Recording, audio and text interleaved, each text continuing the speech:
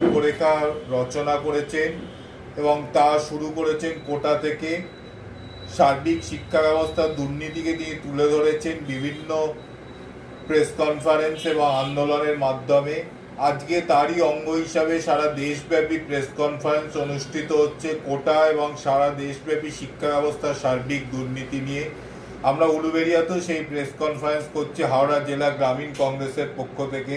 যে রাহুল গান্ধী দেশের যুব এবং ছাত্র নিয়ে, দেশের তাদের ভবিষ্যৎ নিয়ে ইদানিং সারা ভারতবর্ষে তার যে কর্ম প্রচেষ্টা, রাজনৈতিক চিন্তাধারা শুরু করেছেন।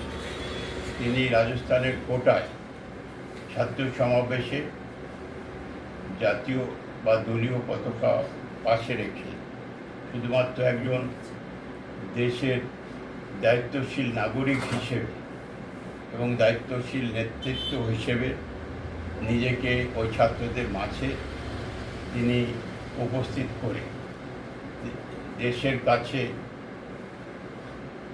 একটা বার্তা দিতে চেয়েছেন যে আমরা ভারতবর্ষের ভবিষ্যৎ যারা, সেই ছাত্র, তাদের ভবিষ্যৎ কী তা দেশবাসীর জানা উচিত। এবং বর্তমান যে শাসন ব্যবস্থা চলছে তাতে দেশের শিক্ষা ব্যবস্থা যে পরিকাঠামো রয়েছে সেই পরিকাঠামোর গলদগুলো কী এবং তার ফলে কি হচ্ছে যে বছর বছর সিস্টেমের শুধুমাত্র গাফিলতির জন্যে হাজার হাজার লক্ষ লক্ষ ছেলেরা আজকে ভুক্ত হয়ে তারা ক্ষতিগ্রস্ত হচ্ছে। কারণ আপনারা জানেন যে এবারে নিট নিয়ে যে প্রশ্নপত্র ফাঁস হওয়ার ফলে 13টা ছাত্র আত্মহুতি দিয়েছে, তারা তাদের সুইসাইড করেছেন। এইরকম প্রতি বছরই এই ঘটনা ঘটছে। তাই রাহুল গান্ধী কোটায় ছাত্র সমাবেশ ছাত্ররাই ডেকেছিলেন, সেখানে তিনি উপস্থিত হয়ে